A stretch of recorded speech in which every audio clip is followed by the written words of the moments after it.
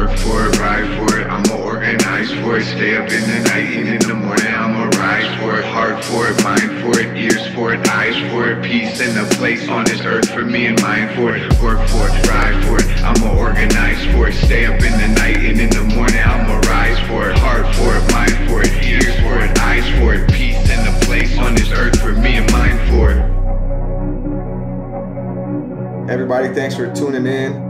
We're here on the Money, Power, Land, Solidarity podcast, and I'm excited to be interviewing socialist and postal worker Tyler Vasseur. Could you introduce yourself to the listeners? Just maybe who you are, say a little something about yourself.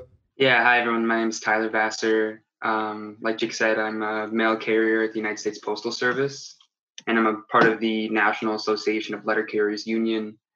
And I'm a member of Socialist Alternative, which is an organization made up of socialist activists organizing in our workplaces, schools, and communities, just trying to build a working class fight back against capitalism. Hell yeah. How long have you been working as a postal worker? And what's your experience been like before, thinking pre-coronavirus? Yeah. So I started actually 2 years ago this month. April 2018 is when my official start date. And my experience, honestly, so I just got converted to a career position, but before that, it was honestly pretty tough. You start out as a city carrier assistant, also known as a CCA, and you basically just get worked to the bone as much as possible. I was working on average 50, 60-hour weeks. Goddamn. Almost always just like one day off a week. Pretty tough because working conditions at the Postal Service have been slowly deteriorating over the years, as working conditions at most workplaces have. But yeah, I mean, but other than that, like theoretically, like the job is great. I love walking around, being a part of a community. I get to talk to people all day, businesses and people on the street. So that part I like. But yeah, hell yeah. Could you talk a little bit about kind of like in this interview, I was hoping two big goals to kind of get a sense of how this pandemic is impacting people on the job. So thinking about the implications for the post office. And then, folks have probably seen the Save the USPS hashtag circulating. And for a lot of folks are probably aware that there was a kind of a manufactured crisis at the post office even before the pandemic hit. So you talked about that kind of entry-level position, the city postal. What's the name of that position you start with? City Carrier Assistant, CCA. Do you know anything about, like, have those always been in effect, or how does that relate to kind of the deteriorating conditions at the post office? Why are conditions on the job deteriorating at the post office? Yeah, so I mean, the CCA position was created in one of the more recent contracts within the last, I think, 6 years. It was before I started. Before there was another similar entry-level position, but with this new one, it's just a little more precarious. Like it's an unspecified amount of time before you're going to get a career position, and so it's just kind of that takes takes a toll on the workforce as well. The turnover rate is incredibly high. There was an internal report that came out. It's public, but it was like a Office of Inspector General for the Postal Service came out saying turnover rate for assistant positions and all assistant positions, not just letter carriers, but all assistant positions at the Postal Service. It was close to 50% quit within probably the first couple months, but quit. The statistic was quit before they reach a career position. It's really high. Wow. And what was the other part? I was just thinking, in general, do you have insight into why the downgrade in working conditions at the post office, or what is this whole crisis about at the post office? Yeah, I mean, this is kind of something we're seeing not just at the Postal Service, but in workplaces and in industries across the country and across the world. I think ultimately it comes from sort of the assault of neoliberal capitalism and its institutions, right? But that goes hand in hand with the assault on union rights, the lowering of the union rate in this country from a high point. It was almost it was in the 30% percentage points in post World War II era. And I think now it's incredibly low. I think it's maybe around 10%. I don't know the exact statistic, but we see that as union union rights have been taken away, and as unions have been broken up over the last few decades, and during the assault of neoliberalism, we're seeing also a worsening decline in living standards, in wages for workers. So I think it's kind of just a part of that whole broader process.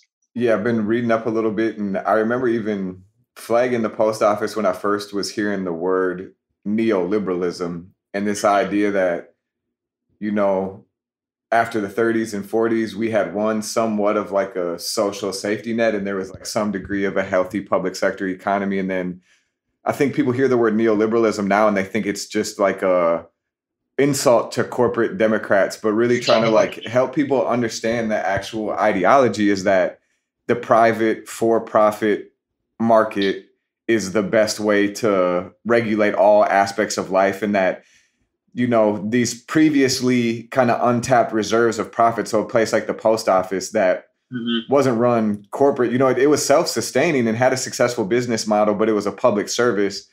Really, that public sector unions, public schools, public housing all become targets for capitalism to become privatized and to be put on the market. You know, neoliberalism, that was the original liberalism. That's what the ideology that informed slavery, like the idea that human beings aren't human beings. You could turn a human being into a commodity. So it's like, I appreciate you acknowledging that whole shift in our economy, because I'm trying to continue to understand the world I'm living in and help other people know like that word neoliberalism really means something, and the attack on the post office is part of it. Yeah, definitely.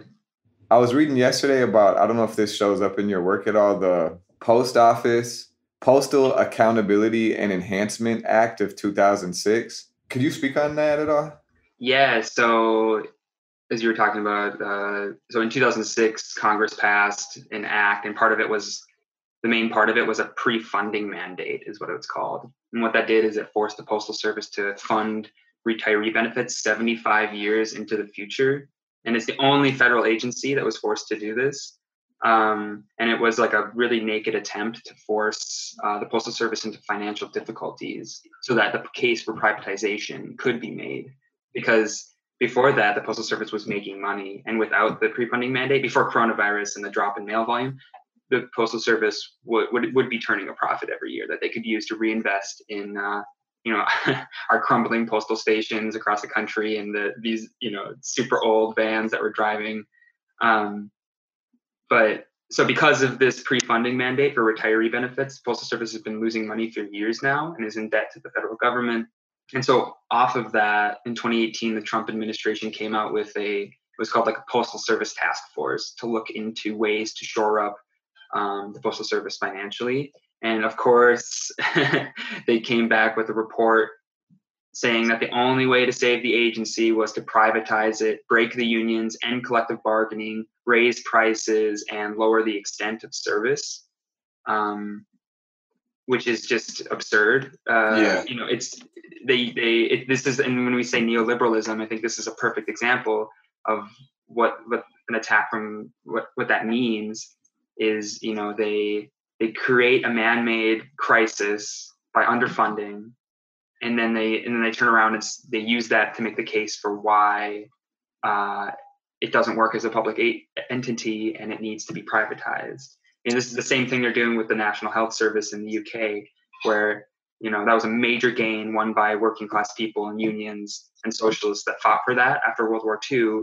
A nationalized health service that was free at the point of use. And now over the years, it's been underfunded and attacked, and cuts have been made against it. And now, you've got conservatives and right wingers in the UK saying the National Health Service doesn't work. We need to privatize it. It's the same thing they're trying to do with the Postal Service. Yeah.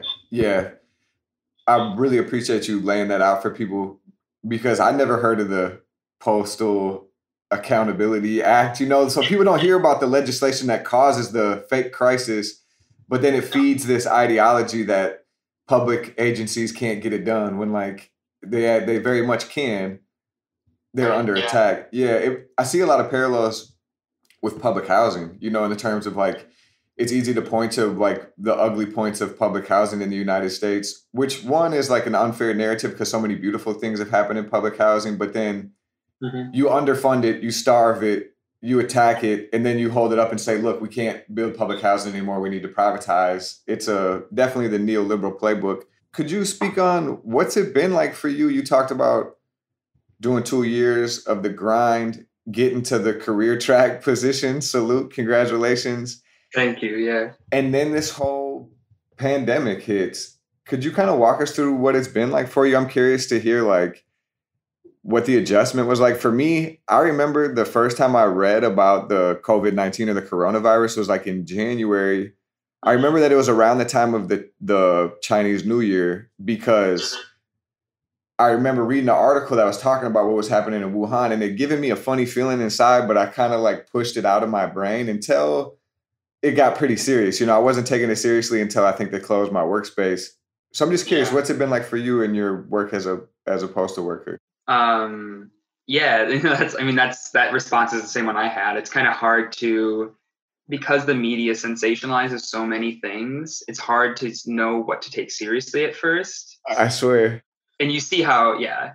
It's funny because I probably sound like a Trump dude, because I remember being at my mother-in-law's house or whatever and saying to my brother-in-law, like, man, they had SARS, they had swine flu, they had every year it's something. And now I look back and I'm like, bro, you were not informed at all. Right. No, I mean, and that's the thing, is because the corporate media people have lost faith in the media in general, that it allows space for Trump to exploit that, you know, totally disingenuously, because he wants corporate media. He just wants corporate media that's friendly to him, but he's able to exploit that.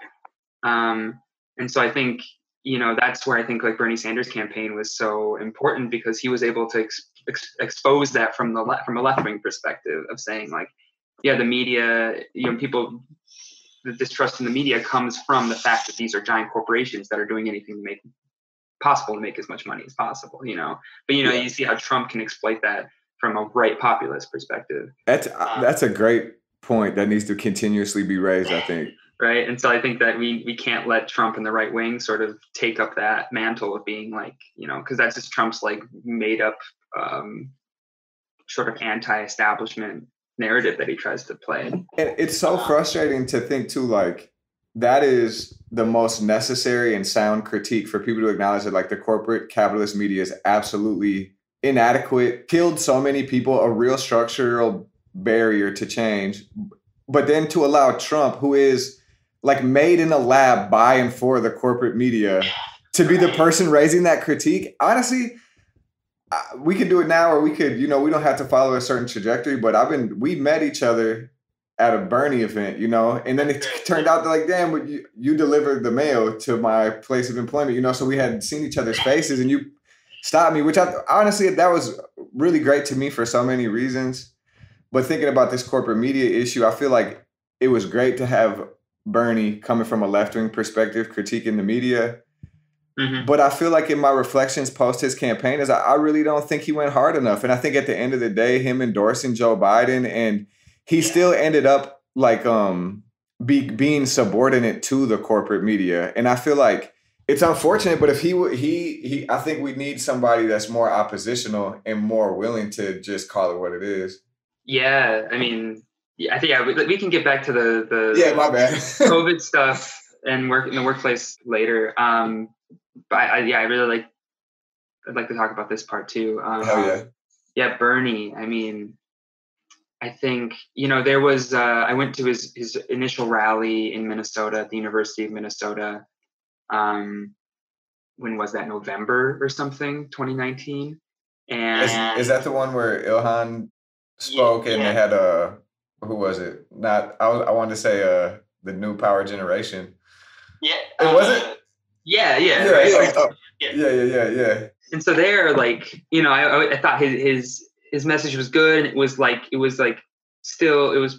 it came across as radical, but also like powerful and empowering and everything. And then his rally just before Super Tuesday at where was that? Roy Wilkins Auditorium in St. Paul.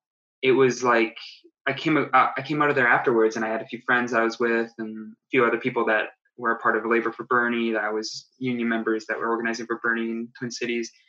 And I was like, man, was that just me, or was that kind of a letdown, not a letdown, but like it wasn't that exciting. And they're like, no, like I got that sense too. And the thing was, his message didn't like, he didn't lower his message that much. It's just that the situation changed around him so dramatically, and he didn't go on the offensive and change with the situation. Like Klobuchar and Buttigieg and all of them dropped out, and the centrists were coalescing behind Biden. And rather than Bernie trying to, polarize around that, and really make the case for his campaign and our movement, he didn't change with the times, and instead tried to sort of win over those, tried to keep his approach, which was in that situation was more moderate, and win over those moderate voters. And I think like, that just to me points out why I think we need a new party, a party of working class people rooted in social movements and the labor movement and young people, because otherwise you come up against these roadblocks where he's stuck in the logic of this party where, unfortunately, the majority of voters in primaries are the older, whiter, wealthier, more moderate voters. Yeah. And I think Bernie failed to live up to his historical task, which was to lead the movement out of that roadblock. And really, to me, pointed out the glaring need for an independent party of working class people. I couldn't agree more. Was it difficult for you to support Bernie this time, running as a Democrat, or even in 2016? I'm curious about your trajectory. I remember feeling like after 2008, I think after the first Obama presidency, being like, I'll never vote Democrat again. That was like a time where I was becoming radicalized, but then I found myself, the first time I ever voted in a Democratic primary was for Bernie. Like, I didn't really even know what a primary was before that. Yeah. And then I participated more this time. I went to events, I donated money, I did some door knocking. And now I'm really wrestling with that, because I was just curious, like, what was that like for you? Did you, or, what's your perspective on like even the way we participated in this last run? Yeah. So I've never identified as a Democrat. But Bernie in 2016 was, but I know that's the thing, is like a lot of people around us in the movement, people that support Bernie, don't necessarily first and foremost identify as a Democrat. Right? Exactly. Bernie 2016 was around the time that I really started to identify as a socialist more directly, and that was around the time that I joined Socialist Alternative. And I think being a part of an organization with a program and ideas of how to move forward and things to bring to the movement really, really helped me in that respect. But I think this time around, it was a little more clear to me that like this was really exposing the contradictions. Like, I think it would have been better if Bernie ran as an independent, and that would have been preferable. And we see the outcomes of him running as a Democrat now. But I think like his campaign really exposed the contradictions within the Democratic Party of how they, the Republicans are just naked, openly pro-business and like attacking social movements, attacking working rights, attacking women's rights, these sorts of things. But the Democrats, they ultimately follow the line of their corporate backers and their donors, but they try to sort of juggle that with the progressive rhetoric. And like pretending, to be blunt, pretending to support things like a $15 minimum wage and, public housing, these sorts of things. And so I think Bernie running in that party and seeing the party leadership and the apparatus and the establishment and the media and all of its institutions just first try to ignore him and then just openly attack him the entire time.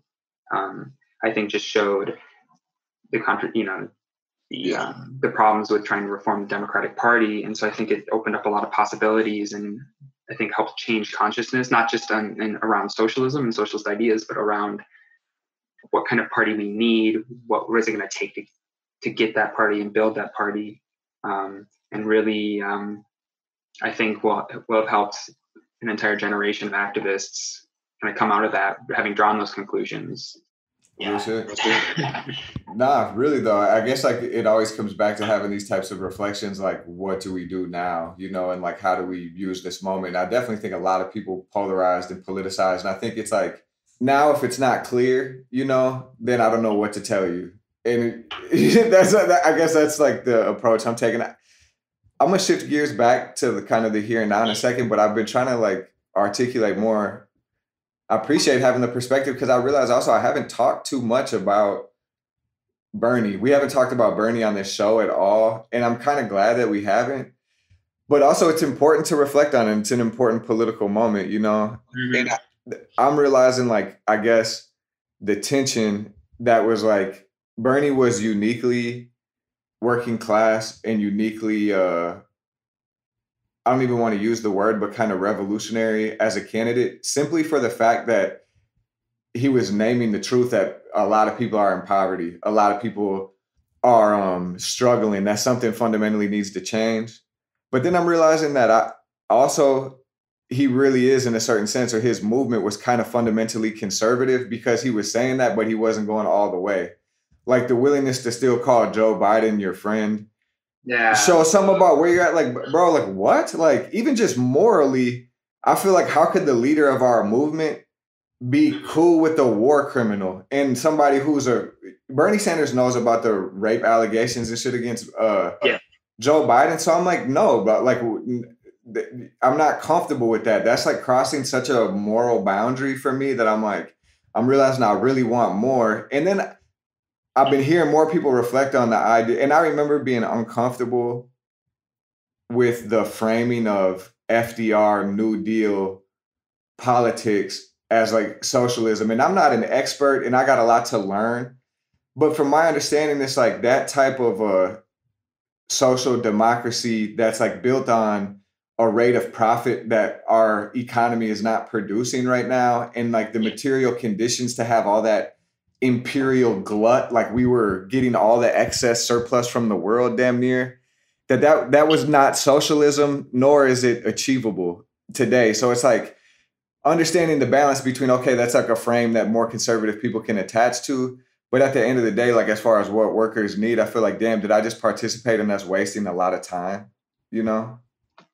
Yeah. I think what was so powerful about about any sort of political campaign like this is that like all of the everything was there that laid the basis for the possibility for Bernie or someone like him to run on that sort of platform. But the thing is like a political campaign like that gives concrete expression to sorts of these movements and like can really help drive it forward. But I think ultimately what we saw was that like what you can see is that like a political campaign or a leader comes out and kind of brings these things together and into a concrete expression in the form of a political campaign.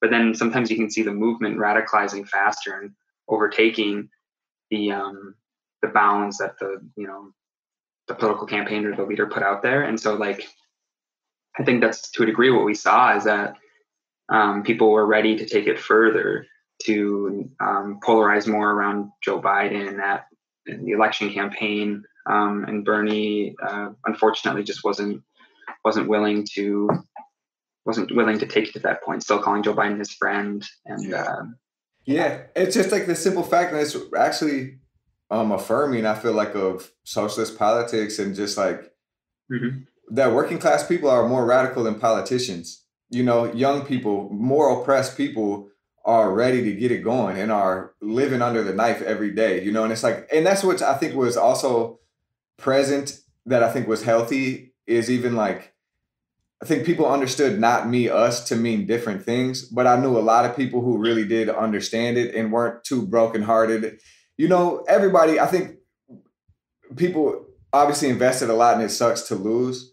But also I know a lot of people who weren't gassed up on Bernie, and were really understanding that this was a period to like build relationships, build movement, move the platform, share reflections, just be with people and build skills and stuff, and not like thinking of Bernie Sanders as a savior of any sort, Yeah. Hell yeah. Let's circle back then, because it's wild to think about because that all hit so fast in terms of Super Tuesday, this whole reorientation of like, damn, I'm not surprised that the moderates coalesced. I feel like, well, we're just going to keep talking about Bernie, I guess. Because I think it's like, I've heard a lot of people say like, well, the campaign got caught by surprise that the moderates coalesced. And I'm like, why? Because serious people were making the same argument on our side in terms of like, if the Warren campaign and the Sanders campaign would have joined forces, they would have been stronger. Simple, like, politics. So I'm like, but I'm really surprised that they chose Joe Biden. That's what I think was so disorienting about it, is like, I thought it was going to be one of the other candidates they chose. But then I'm like, wow, the guy who can barely form a sentence and is just obviously like offensive and inadequate. And that was what felt like pretty disorienting to me. And then I feel like the quarantine, I don't know when it started, like a week or two after that. So I'm recognizing I'm still trying to like process the last couple months. Yeah. Just on this point, before we get back to coronavirus stuff, like, I think it's incredible, like, how weak of a candidate Joe Biden really is. I mean, the countless interviews where he can't string together sentences is just concerning. And like, so on one hand, it shows the incredible power of the establishment, that they can coalesce and completely just the media and ads, everything coming out and pushing one candidate and pushing him into the lead against Bernie. But at the same time, I think it shows the weakness of and the decay of the neoliberal capitalist system and the institutions of neoliberal capitalism in 2020 now. That like, yeah, I think they would have preferred Kamala Harris or even Elizabeth Warren or someone else. They would have preferred a more articulate leader for their ideas, but because of the situation, it turned out to be Joe Biden. And I think that's why the field was so crowded. I think like it's not a conspiracy theory to say the field was so crowded because they were throwing everyone possible to stop Bernie. Certainly. They were just saying, okay, who is it going to be? Pete Buttigieg would have been much more preferable to Joe Biden for them. But, he couldn't break out of the first two states. And so I think that's, it on one hand shows the incredible weakness of the ruling class currently, but also shows the power that they do still are holding on to, that they can just coalesce behind them.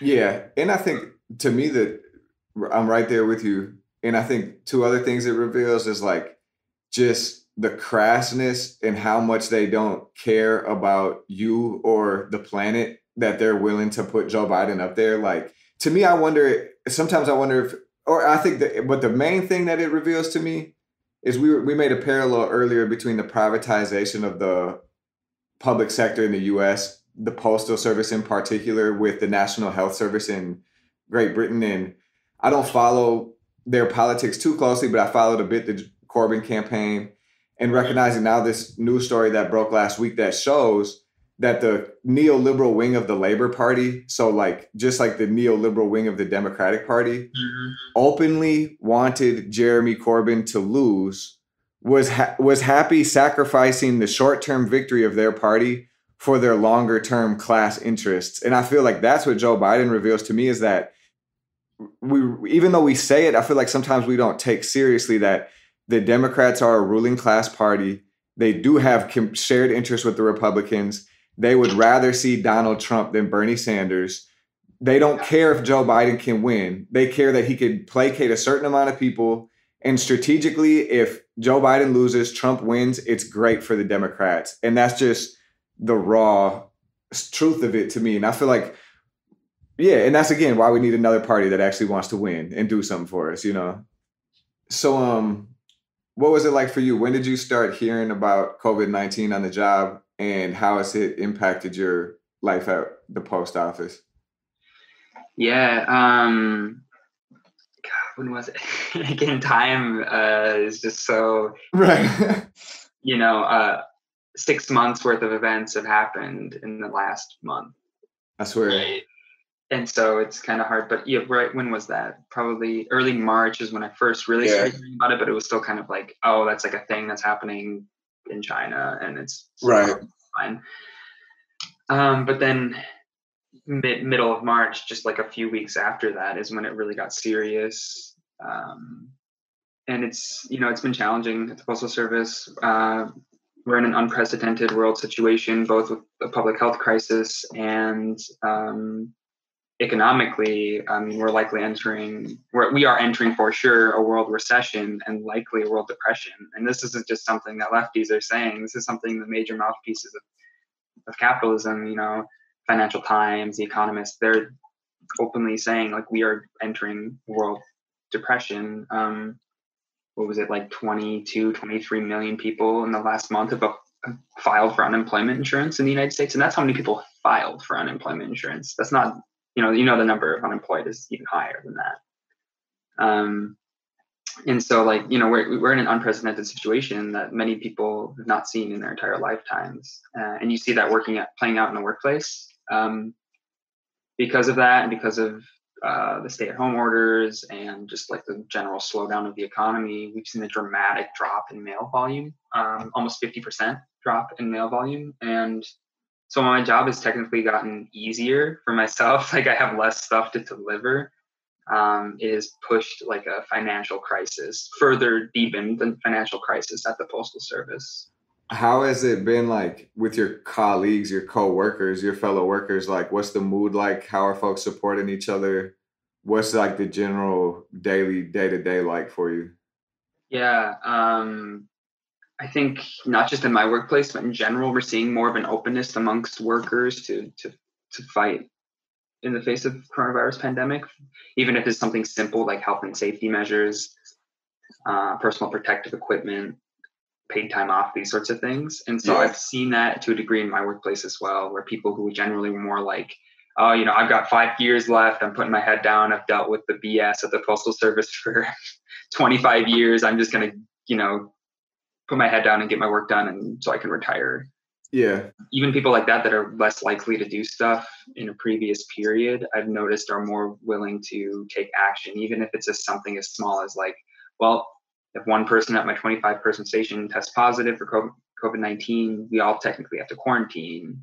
We know management's not going to shut the station down. We have to walk out of here.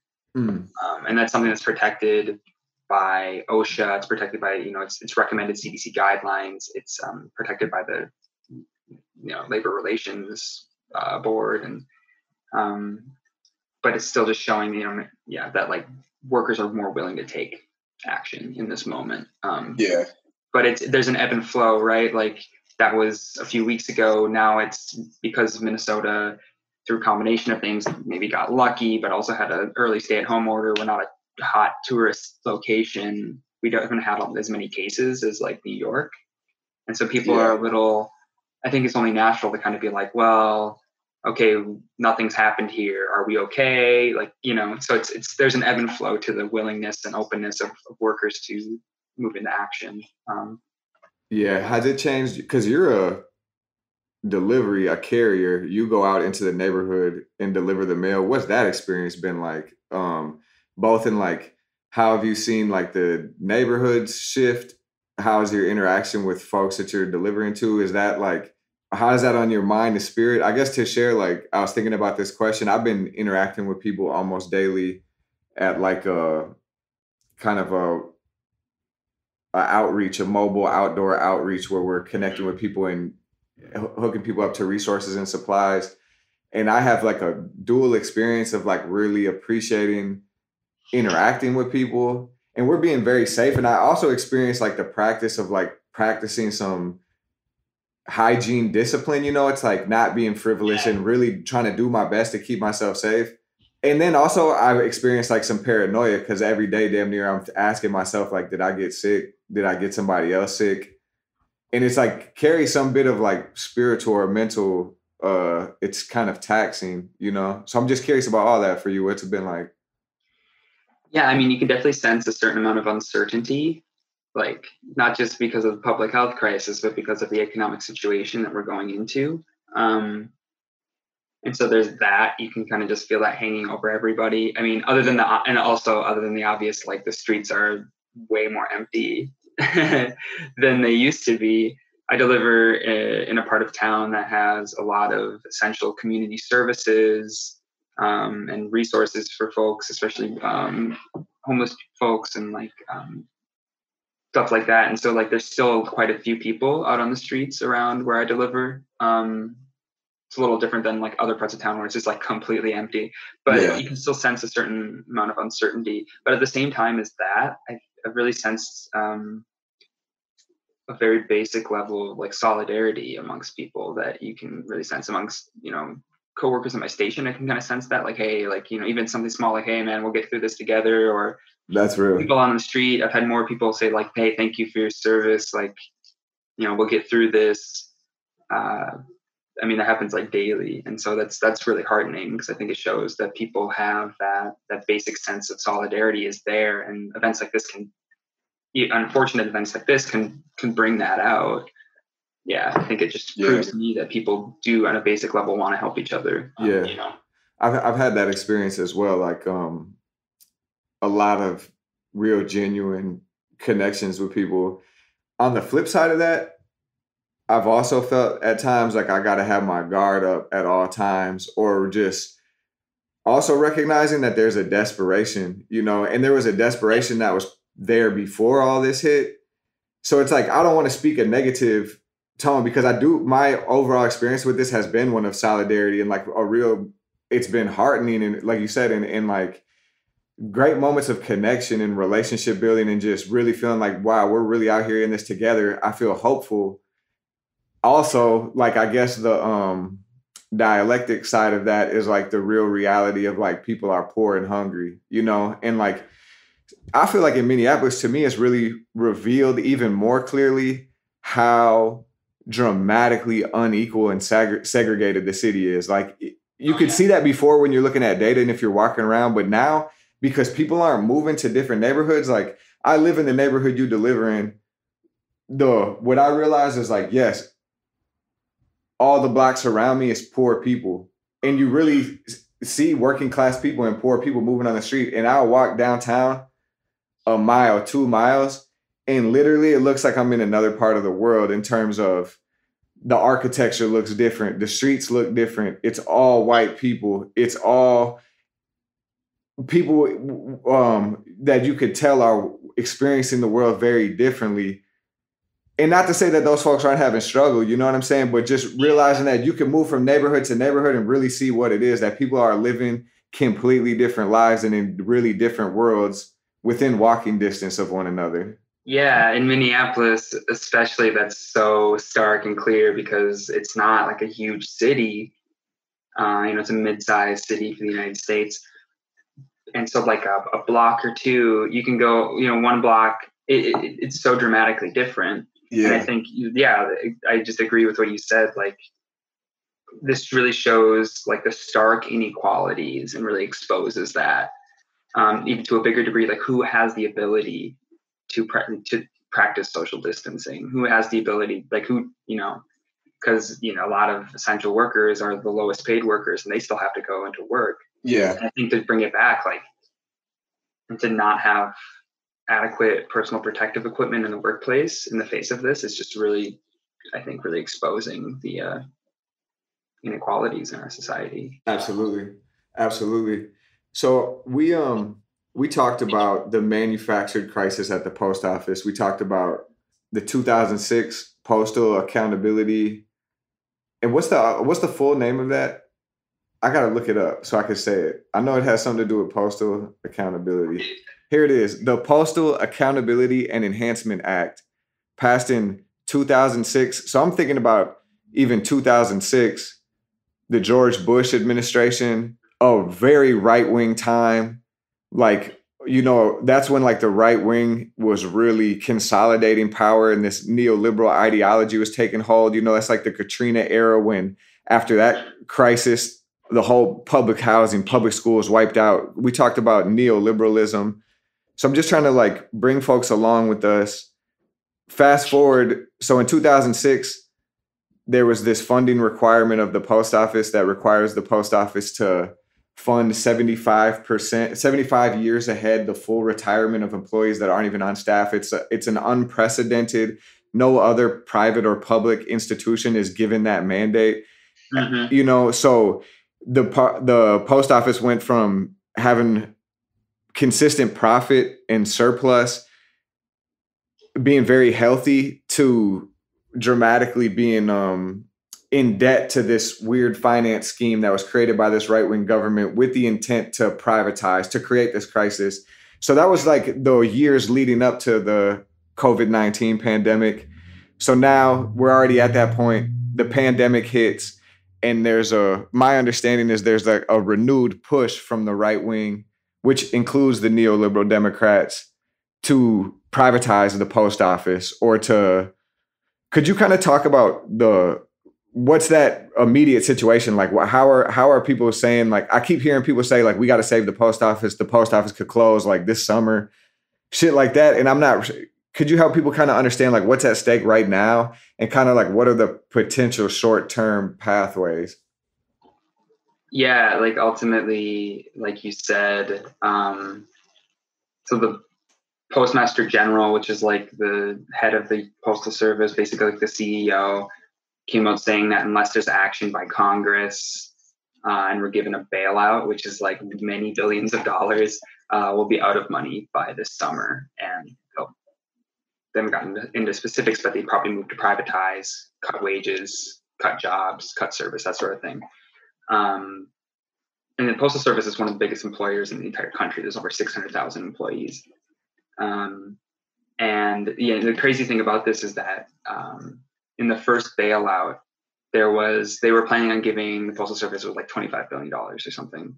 And Trump came out and said that personally, if that bailout was passed and I had a package for the Postal Service in that stimulus bill, he would personally veto the bill because he's just so, him and his buddies want to privatize the Postal Service. And I'm sure there's big lobbies from UPS and FedEx because they wanted, and Amazon, because they want to take up that sort of space.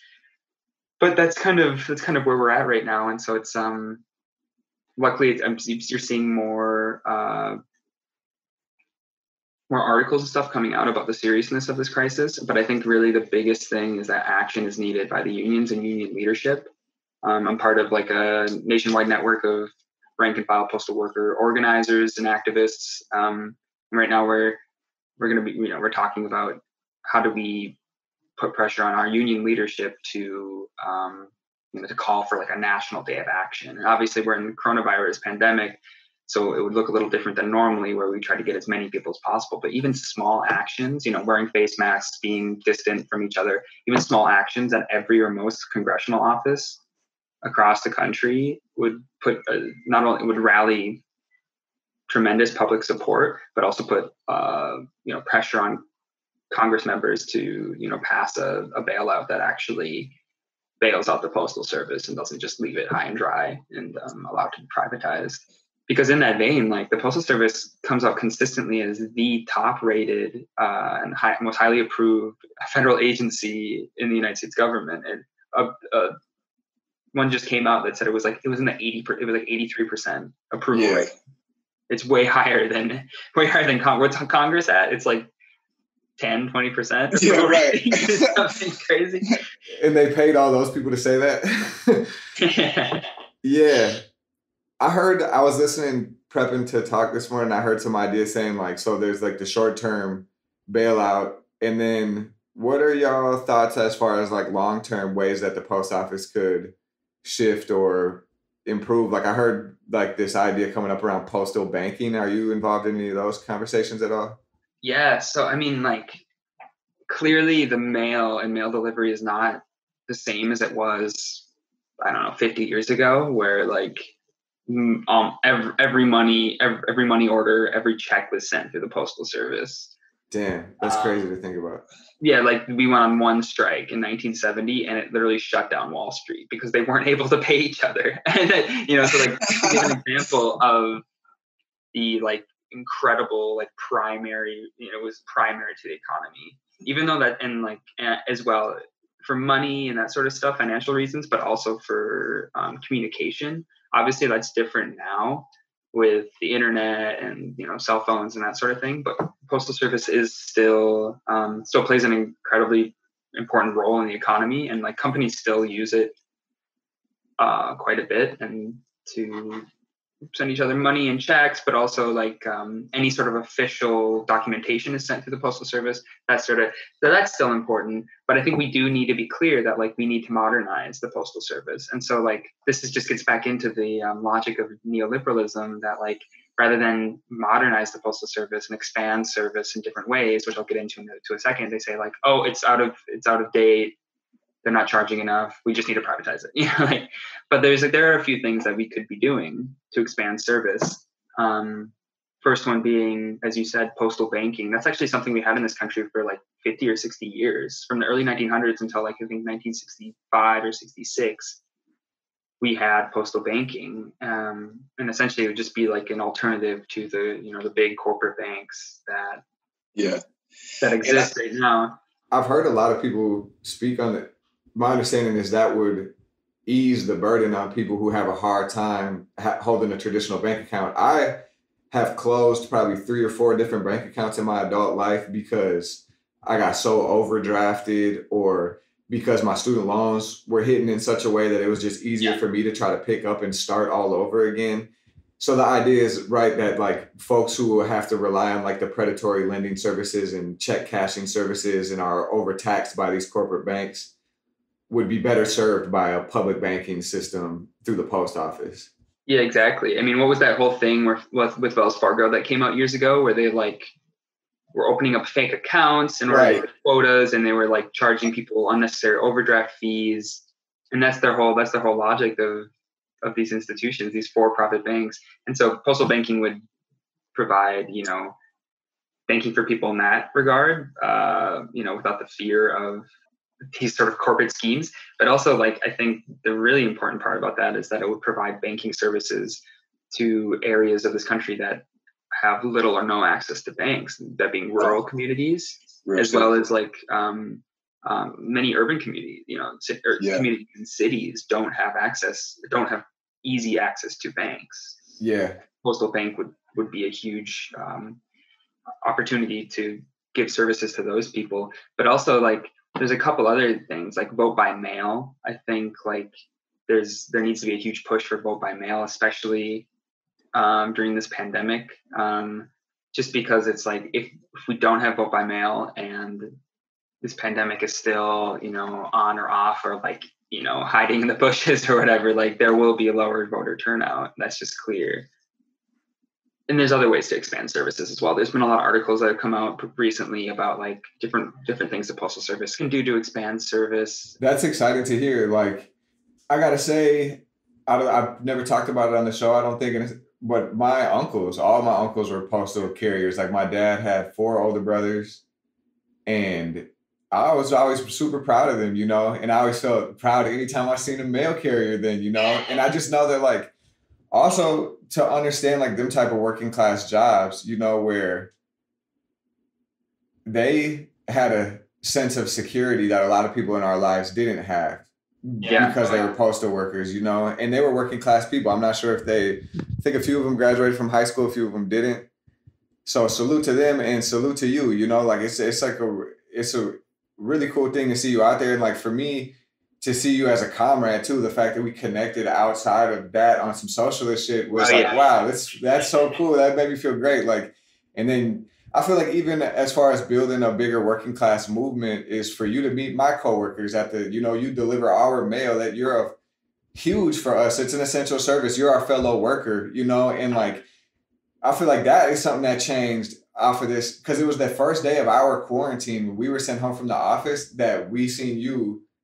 All introduce each other. That was the day we got sent home. So that was early March, because I remember thinking, dang, we'll be able to see my mom for St. Patrick's Day. So that was like a couple weeks out from St. Patrick's Day, early March. Mm-hmm. So in that sense, I think that's like a positive thing, and hoping that that's the type of frequency I want to channel, is like take a risk to reach out to my fellow workers and like really recognize how much power we have, and that it's not a time to be riding the fence. It's like really time to put forward bold ideas, and the bold ideas that have been circulating around, the real ideas that we need to see, like just taking them more seriously and acting from that seat, Yeah, definitely. No, and that was really cool to meet everyone, especially because I'd seen your faces around, and I swear I seen you yesterday. I was turning the corner. It's funny because yeah, I'm out there at the park most days, right there where I was, and I was just leaving from there. Hey, I wanted to ask you. I heard you say it with a little extra energy earlier, and it came up in my reading. What's up with them trucks? Like, what's the situation with the postal vehicles? They've been working on getting us new vehicles, updated vehicles for a long time, but with the financial difficulties, that makes it difficult to roll that out. I mean, you've seen them. They're endearing and they're like an icon, an American icon, right? Those boxes. In Minneapolis, we drive like our vans are only 10 years old. We drive like what are they like? Chevy Uplanders or something. They're like more modern minivans, but like the rest of the country, like most places, especially places that have mounted mailboxes, like in the suburbs, they drive those old, they're called LLVs, long lasting vehicles. And I swear they look like the prototype G wagons, like the Mercedes Benz trucks. You know what I'm saying? Like, pretty fun to drive as long as you get a good one, but like they are 20, 30, 40 years old that have just been rebuilt and rebuilt and rebuilt, and they get driven, the hardest kind of driving, stopping and starting, turning off and turning on constantly. So they just are, honestly, they're unsafe and they don't have air conditioning. And so like, on a 60-degree day, it is hot inside of that van. So imagine what it's like on a 90-degree day. I heard they have a penchant for bursting into flames. Yeah, I think most of us have seen those pictures of those videos. Hey, do you know who builds those? I'm not sure. One of the. And I think that's like, to me, the type of thinking I want to do is to start to like think about, okay, nationalizing production or socialized intentional production. There's all this capital sitting around in foundations that's not being taxed, that's being squandered. Who should be building the new post office vehicles? You know what I'm saying? And out of what? And like really putting people to work doing that type of shit. I realized like we don't even think in that way. It's got me thinking about that because I've been researching like the ventilators and the masks and realizing we have billion-dollar medical tech industries, like some of the world's largest producers of of ventilators. The ones that they're looking for is based in friendly Minnesota, but pays taxes in Ireland. Yeah. And we don't have enough ventilators or masks. Like that system conclusively has failed.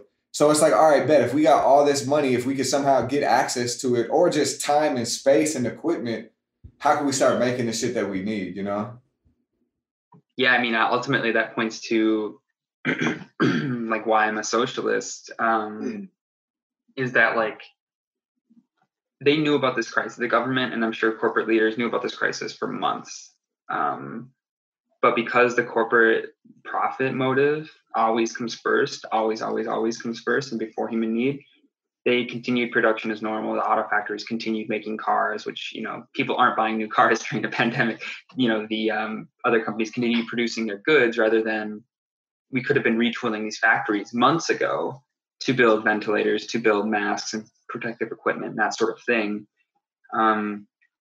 But, that's not something they're willing to do unless forced either by government mandate or by the workers in those industries. And I think that's something that's really inspiring is that there's been workers at GE, General Electric on the East Coast, specifically, I think like Massachusetts, that have been holding protests and calling to have their factory retooled. I don't know what they're producing right now, but to have them retooled to produce ventilators. Which is good because I think that's how it's going to happen. The companies aren't going to decide this by themselves. It's going to be the workers taking action. And this to me points to the need for democratic public ownership of the major industries. But I think it's most clear in this moment of the healthcare industry and the healthcare supply chain, so that we can actually be producing for human need. So real. Hey, thank you for saying that. And I think pointing to the example of the workers self-organizing and just making the decision for themselves, I think that needs to be lifted up, because that's how I realized my fear of this glorification of Franklin Delano Roosevelt or whatever. It was people standing up who taking shit over and realizing that like socialism means we govern ourselves. Workers, we don't need managers and bosses telling us what to do. We can decide how to organize our lives, what to make and how to make it. And I think that that's the spirit we need to lift up right now. It's not, we're not just asking for a social welfare state. We need those types of redistributive policies, but we're also questioning the very power dynamics of our daily life. I've seen that come to the surface so clearly. You know, I work in a nonprofit, and recognizing the soft forms of oppression that really still reside on this idea that like the tenants don't really know what's best for themselves. And it's like, no, they do. And they could do all this shit by ourselves. We could run our own lives. That's like the spirit of socialism that excites me, I guess. Definitely. Yeah. Hey, thanks so much for talking with me this morning. I know you're busy and working really hard, but this was great for me. I really enjoy hearing your reflections and getting that update. Is there, I want to make sure before we get off, for folks who are listening, we have listenership, you know, we're a pretty local show, but also other folks tuning in. How could they support postal workers, and how could they support, like, you know, a healthy future for the postal service? Yeah. So first of all, thank you for having me. I enjoyed this conversation too. How can people get involved? I mean, like I said, I already went over like the financial crisis the postal service is going into. And so like, yeah, there's small things like write or call to your Congress member, which is helpful. But I think ultimately the way that this is going to be, the balance of power is going to be shifted is when the unions and then when the workers postal workers move into action around this. And so I think people should just be on the lookout for actions being called by postal unions and postal workers, and look for ways to help them out. And like I said, I'm part of a network of rank and file postal organizers, and we're trying to push for a national day of action, probably at congressional offices. And so people should just be on the lookout for that. That's awesome to hear. Cool. Well, hey, Tyler Vasseur, Socialist Alternative, postal worker, my homie. Thanks for joining us. Hell yeah, have a good Sunday. Thank you. Yeah, take care. Peace. We need money, land, solidarity. If you funny, stand very far away from me. We have running plans about as far as they can see to keep them coming. Bands building up the company.